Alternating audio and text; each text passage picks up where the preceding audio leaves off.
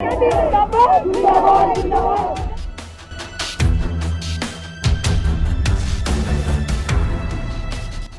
गांधी के राज में भी घोटाले हुए और उस पर सियासत भी हुई।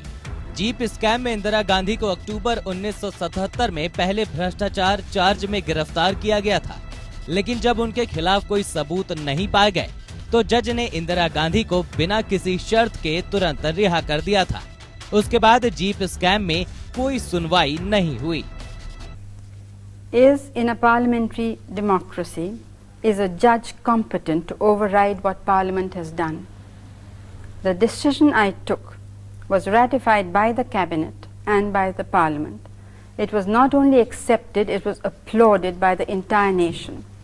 Had we held the elections in 1976, we would have won hands down. Now, we did not hold the elections because the state of the economy was such at that time. The political situation was all right.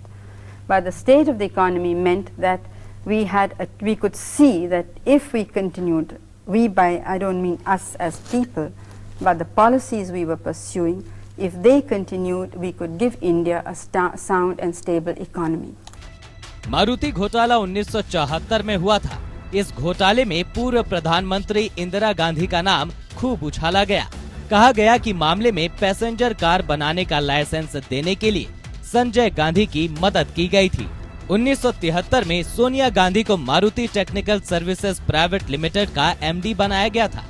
Company को इंदिरा सरकार की ओर से tax, fund और जमीन को लेकर कई छूटें मिली, मगर कंपनी बाजार में उतारने लायक एक भी कार नहीं बना सकी और 1977 में बंद कर दी गई। अंतुले ट्रस्ट प्रकरण की गूंज 1981 में हुई। ये महाराष्ट्र में हुए सीमेंट घोटाले से संबंधित था। तत्कालीन महाराष्ट्र मुख्यमंत्री AR अंतुले का नाम एक घोटाले में सामने आया। उन पर आरोप ये था कि उन्होंने इंदिरा गांधी प्रतिभा प्रतिष्ठान, संजय गांधी निराधार योजना, स्वावलंबन योजना आदि ट्रस्ट के लिए पैसा जुटाया। बॉम्बे हाई कोर्ट ने दोषी ठहराया तो उन्होंने सीएम पद से इस्तीफा दे दिया, लेकिन बाद में सुप्रीम कोर्ट ने उनको सभी दोषों से मुक्त कर दिया। वहीं 1976 में तेल के गिरते दामों के मद्देनजर इंडियन ऑयल कॉरपोरेशन ने हांगकांग की एक फर्जी कंपनी से ऑयल डील की। इसमें भारत सरकार को 13 करोड़ का चूना लगा। माना गया इस घपले में इंदिरा और संजय गांधी का भी हाथ है। It was a wrong notion to think that she was loved and respected as a mother. It was only authority which made people respect her, but I don't think there was any genuine respect about it.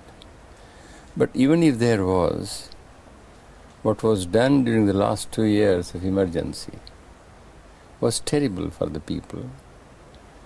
Therefore, no respect was left. Indira ने हिम्मत से भ्रष्टाचार की सियासत को झेला। इंदिरा गांधी जब jail से बाहर आईं, तो मोरारजी सरकार के खिलाफ और ज्यादा आक्रामक हो गई। इंदिरा के इसी जज्बे से सोनिया ने भी हिम्मत ली और जब नेशनल हेराल्ड पर उनके परिवार को घेरा गया, तब सोनिया गांधी ने कहा था, मैं इंदिरा गांधी की बहू हूँ, किसी से नहीं डरती हूँ। मैं इंदिरा जी की बहू हूँ और किसी से नहीं डरती। Bureau report.